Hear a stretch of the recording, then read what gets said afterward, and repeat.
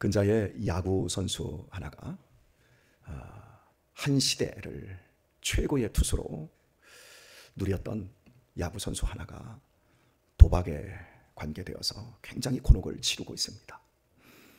그보다 약간 앞서서 역시 대형 선수 중에 한 사람이었던 타자가 은퇴 이후 마약과 연관이 되어서 지금 굉장히 어려움 속에 있습니다.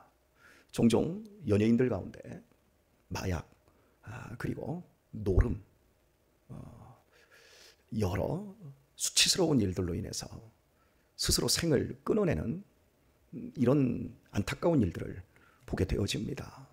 물론 가수들도 마찬가지입니다. 사회 유명 인사들이 종종 부끄러움으로 하루아침에 추락하는 이런 모습을 보게 되어집니다.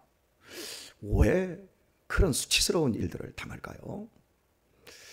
우리 큰아들 중학교 2학년인 유신이가 이제 점점 세상에 대한 더 넓은 지식과 견문을 가지면서 이런 점이 이해가 안 됐던 것 같아요. 아버지, 이 사람들이 뭐가 부족해서 이렇게 되는 거지요? 그리도 야구를 잘했던 사람인데 왜 이 나쁜 짓을 하지요? 제가 어떻게 대답을 했겠습니까? 야구만 잘해서 그래.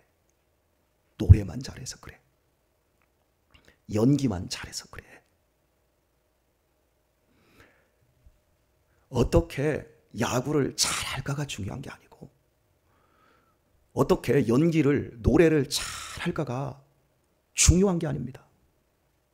그보다 더 중요한 것은 어떻게 바르게 살까가 더 중요한 겁니다. 돌스토이라고 하는 위대한 러시아의 문호가 나는 어떻게 쓸까를 고민하기보다 어떻게 살까를 고민해 왔다. 바로 거기에서 좋은 글들을 쓸 수 있었다라고 말을 했습니다. 그렇습니다. 사랑하는 교우 여러분, 어떻게 하면 응답받을까? 어떻게 하면 복을 받을까? 어떻게 하면 잘 살 수 있을까? 여러 고민들이 우리에게 있습니다. 정말 우리에게 굉장히 중요한 질문은 내가 지금 어떻게 살까 속에 나는 있는가입니다. 나는 정말 바르게 사는가? 이것을 늘 돌아보아야 합니다. 호세아 선지자의 피 끓는 그 심정 1장에서 3장까지의 내용을 우리들이 살펴보았고 오늘은 이제 오늘부터 4장에서 마지막 14장까지의 말씀을 볼 텐데 앞부분의 내용은 서론이라고 하면 오늘부터가 진짜 배기 본론이에요. 그래서 말씀에 날이 시퍼렇게 서 있는 모습을 보게 되었습니다. 서론도 만만치 않았습니다. 호세아 선지자에게 너는 음란한 여자와 결혼하고 음란한 자식들을 낳아라. 이스라엘이 이렇게 음란하게 되었느니라. 정수리에서 발끝까지 하나도 성한 곳이 없을 정도로 죄가 만연되어 있다라고 하는 것. 그래서 호세아 선지자에게 말씀을 주었습니다. 음란한 여자와 결혼한다라고 하는 것은 일반인들도 어려운 일인데 하나님의 선지자가 실제로 음란한 여자와 결혼해서 산다라고 하는 것은 순종하기 어려운 일이었습니다. 본인도 순종이 안 되지만 선지자로서 그 사역을 하는 데 있어 그 이스라엘 백성들이 이런 꼴값지 않은 결혼을 한 호세아 선지자의 이야기를 하나님의 말씀으로 들을 리도 만무했기 때문입니다. 그럼에도 불구하고 호세아는 순종했습니다. 호세아는 어떻게 하면 내가 선지자로서 이스라엘 백성들에게 좋은 말씀을 전할까가 중요한 사람이 아니라 어떻게 하면 내가 하나님의 말씀대로 살 것인가가 더 중요했던 사람입니다. 어떻게 하면 내가 좋은 설교를 듣고 내가 행복해질 수 있을까가 중요한 것이 아니라 어떻게 하면 내가 하나님의 바른 말씀을 들을 수 있을까가 더 중요한 것입니다. 어떻게 하면 우리 목사님이 더 위트 있고 더 청중을 사로잡고 어떻게 하면 우리 목사님이 울릴 때 울리고 웃길 때 웃기면서 풍성한 말씀을 전하고 우리가 그런 혜택을 입을까? 이것보다도 목사님이 가감없이 하나님의 말씀을 양심에 꺼림없이 증거하고 우리는 그 말씀이 아파도 고통스러워도 순종할 수 있을까? 이것이 우리 교회의 기도의 설교를 통한 목적이어야 할 줄 믿습니다. 굉장히 중요한 거예요. 목사가 양심의 가책을 느끼면 절대 그 부분에 가책 느끼는 말씀을 증거할 수 없습니다. 만약에 목사가 교회에서 간음이라고 하는 것을 하고 있고 지금도 그 간음을 하고 있다고 하면 절대 성도들에게 간음하지 말라고 하는 설교를 못할 것입니다.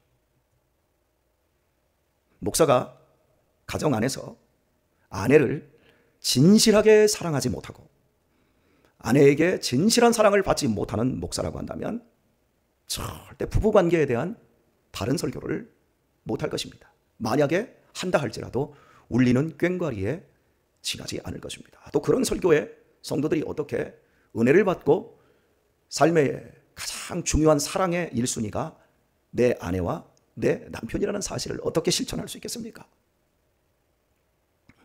바르게 살아야 합니다. 호세아 선지자의 설교가 본론으로 들어오면서 날이 시퍼렇게 서 있습니다. 그리고 우리의 양심을 찌릅니다. 그리고 우리로 하여금 참으로 변화되지 않으면 안 된다라고 하는 긴박감을 줍니다. 이 모든 것은 호세아가 순종했기 때문입니다. 저 역시 제 인생을 살아와 보면서 고민되는 것이 하나님의 말씀입니다. 어제 우리 교회에 잠시 오셔서 큰 은혜를 끼친 우리 이유한 목사님이 제게 어제 잠시 제 서재에서 한 20분 정도 시간을 나누며 이야기를 하는데, 목사님은 대체 어떻게 설교 준비를 하시고 어떻게 설교를 하십니까? 목사님 주일에 같은 설교 하십니까? 오후 설교는 다른 설교 하시지요? 예, 그럼요. 1부, 2부만 같고요. 그랬더니 대단하십니다 그러더라고요. 금요일에 목사님 설교하시지요? 예, 월요일부터 금요일까지 새벽 설교 제가 다 합니다. 대단하십니다 이러더라고요. 그래서 뭐가 그렇게 대단하다고? 나 대가리 단단하지 않아. 제가 그렇게 농담적으로 이야기를 해서 그랬더니, 목사님 저는 한 4년 설교하니까 설교거리가 없어요. 이게 목회자의 실제적인 고민이에요. 그래서 제가 한 말이 뭐냐면, 나는 한 말 또 하고 한 말 또 하고 한 설교 또 하고 한 설교 또 해요. 여러분이 어떻게 들으시는지 모르겠지만, 진실이 무엇인지 여러분이 캐치를 하시겠지만, 제가 대답은 그리했습니다. 그래서 목사님 너무 겸손해서 그래. 하나님이 날마다 힘 주어. 그날의 힘을 주어. 너무 두려워하지도 말고 지금처럼 겸손하게 구하면 돼요 하고 제가 이야기를 해드렸어요. 여러분, 저라고 왜 고민을 하지 않겠습니까? 그런 목사님도, 젊은 목사님도 한 4년 하니까 할 게 없어서 부목사들, 전도사님을 시키고 설교를 나누고 이렇게 해야 되는데, 저는 도대체 어떻게 이것을 해오고 있겠습니까? 한 가지입니다. 제가 살아내고 제가 살려고 몸부림치는 말씀이 아니면 저는 증거한다라는 게 힘이 없다고 느껴집니다. 저는 여러분에게 은혜를 끼치기보다 말씀을 통해서 제가 먼저 은혜를 받습니다. 그리고 그 받은 말씀을 제가 먼저 순종하려고 합니다. 지금까지 제 목회의 첫 번째 원칙은 내가 못하는 건 성도들에게 시키지 않는다는 거였어요. 그래서 여러분이 잘 아실 거예요. 제가 목사이지만 교회에서 무슨 공사가 벌어지면 절대 뺀질거리지 않았습니다. 제가 헌금 생활하는 것, 제가 겸손히 낮아져야 되는 부분들, 이런 일들이 있을 때 제가 양보한 적이 없어요. 너무 당당하고 잘난 것 같지만, 여러분이 듣기에는 그렇게 들릴 수도 있지만, 제가 그렇게 몸부림치며 살았어도 호세아 선지자처럼 살지를 못했어요. 저는 솔직하게 호세아 선지자처럼 너 음란한 여자를 결혼하고 음란한 자식들을 한번 낳아봐라, 그러면 절대 그거 못했을 것 같아. 제가 자식을 넷을 키우면서 우리 자식들 썩 괜찮지요? 아멘들 해주시면 좋겠습니다만, 우리 큰딸 예쁘지요? 우리 유신이 정말 반듯하지요? 우리 유민이 어때요? 착하지요? 혼자 있으면 무진장 착해요. 유아가 건드려서 그렇지. 우리 막둥이 얼마나 크게 될지 모르겠지요? 이 정도면 잘 키우지요. 그런데 우리 애들이 아버지 나 교회 안 나갈래, 아버지 생쇼 하지 마요 하면서 세상에 푹 빠져가지고 하나님을 음란하게 취급을 하고 부모의 신앙을 짓밟는다면, 그래서 제 목회에 도움이 안 된다면 그게 뻔히 그려지거든요.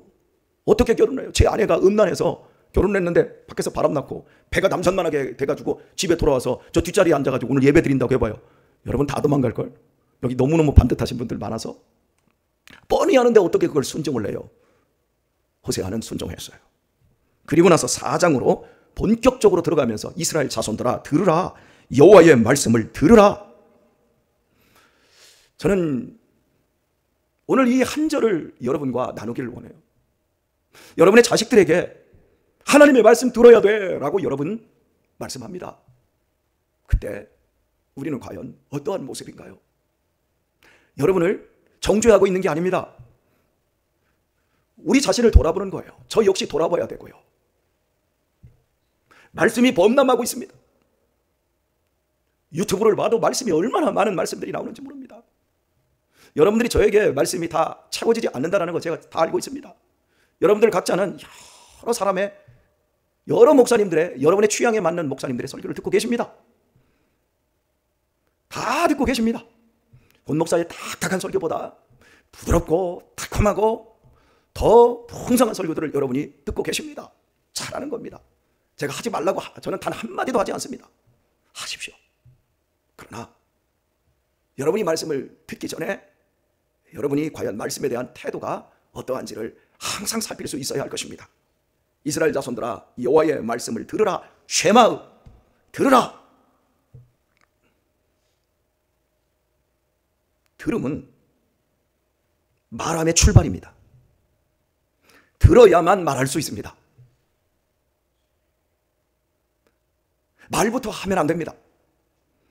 들으라 라고 하는 건 표현을, 한국적인 표현을 쓰겠습니다. 들어 먹으라는 뜻이에요. 우리 자녀들이 부모 말을 정말 안 들을 때 우리의 부모 세대들이 야, 이 녀석아 들어 먹어 좀, 선생님이 우리에게 들어 먹어 좀, 이렇게 이런 용어를 썼잖아요. 바로 이거예요. 들을 귀가 없기에 들으라는 거죠. 사랑하는 교회 여러분, 오늘의 말씀을 맺도록 하죠. 우리 듣기는 속히 하되 말하기는 더디하는 지혜로운 사람이 되었으면 좋겠습니다. 어떻게 하면 행복할까? 어떻게 하면 더 좋아질까? 이거보다 어떻게 하면 바르게 하나님이 원하는 삶을 살까를 더 고민했으면 좋겠습니다. 저는 어떻게 하면 설교를 잘할까? 이것을 먼저 취하기보다, 또 여러분은 어떻게 하면 오늘 우리 목사님에게서 좋은 설교를 들을까? 이거보다 우리 각자의 자리에서 어떻게 하면 바르게 살까? 어떻게 하면 목사로 바르게 살까? 어떻게 하면 성도로 바르게 살까? 어떻게 하면 아버지로, 엄마로, 아내와 남편으로 바르게 살고 바르게 행동할까? 그렇게 고민하는 사람들에게 하나님의 쉐마우가 들려줄 줄 믿습니다. 우리의 남은 시간 하나님의 말씀이 호세아처럼 들리고, 그리고 그 어떤 손해를 보고 그 어떤 선입견 속에 시달린다 할지라도 호세아처럼 순종하여 나의 사랑하는 가족들에게, 내 주변의 친구들에게 하나님의 말씀을 들으라 할 수 있는 이 당당한 삶의 열매들이 우리의 삶 속에서 온전히 열매 맺게 되기를 우리 주 예수님의 이름으로 축원합니다.